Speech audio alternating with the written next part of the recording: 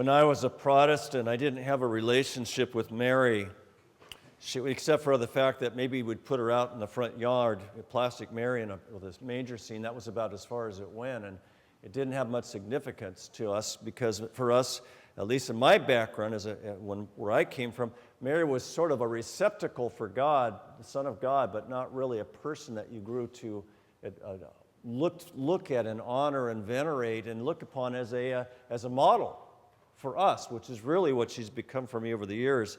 And it's been a long journey. In fact, it wasn't until a couple years ago when I went on a pilgrimage to Greece. I shared about that yesterday.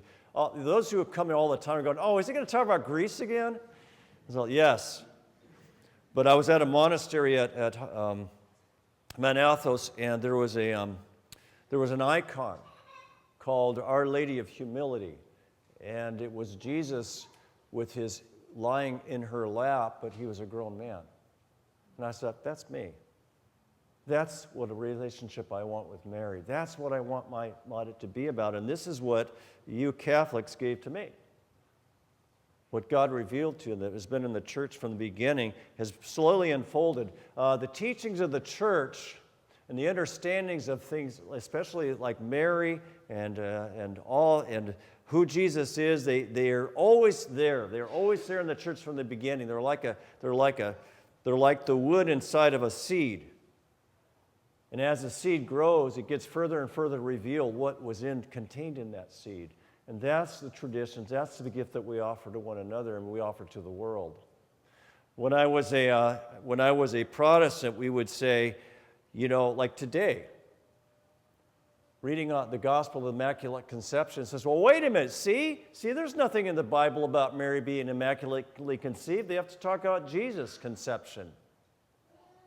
But there's a beauty in that, there's a power in that, because in order for Jesus to be conceived as he was, God prepared everything through Mary, because you do not have Mary without Jesus. Mary's life is enfolded with Jesus. Everything that happens to him, she is part of it. We used to say, and I'm not trying to beat on the Protestants by any means, I'm just trying to show you the significance and the power of what we believe and how it can change our lives. We used to say, well, there's nothing in Scripture about the Immaculate Conception, but if you look at Mary and you see that Luke did something very interesting, every major point in Jesus' life, Mary's there, even from before his birth. She was even God was preparing her to be that mother at her conception. That's how much God foresaw this, created her without sin. Conceived without sin. And then when Jesus is there, of course, he's at the Annunciation.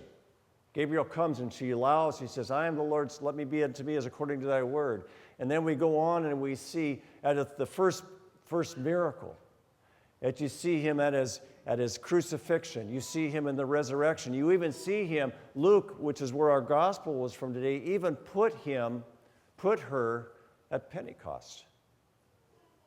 At every point, Mary is there, participating in what Jesus is going, because there is no Mary without Jesus. And I would suggest it's the same for you. God did not immaculately conceive you. Well, maybe you, I don't know. God did not immaculately conceive you, but you were immaculately reborn.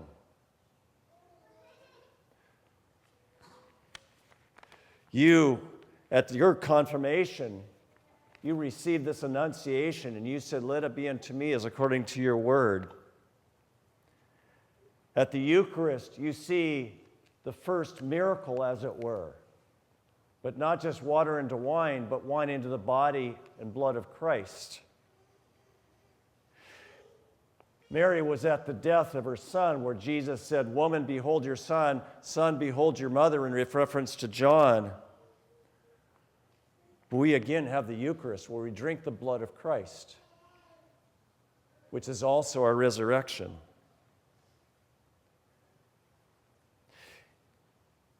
We even have Pentecost, again, which is your confirmation. At each of these points, God makes you Mary.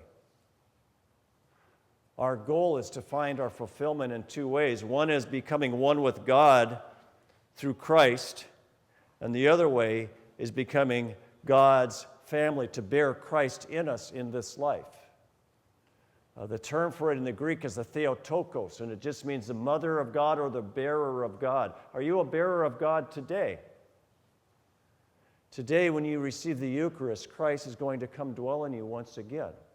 You are going to have this experience of what it means. And in fact, I would suggest to you that Advent is a perfect, it's like, who am I? But Advent is a perfect time to celebrate the Immaculate Conception, right? Because isn't she sort of on this journey, that same journey we're on for the birth of Christ?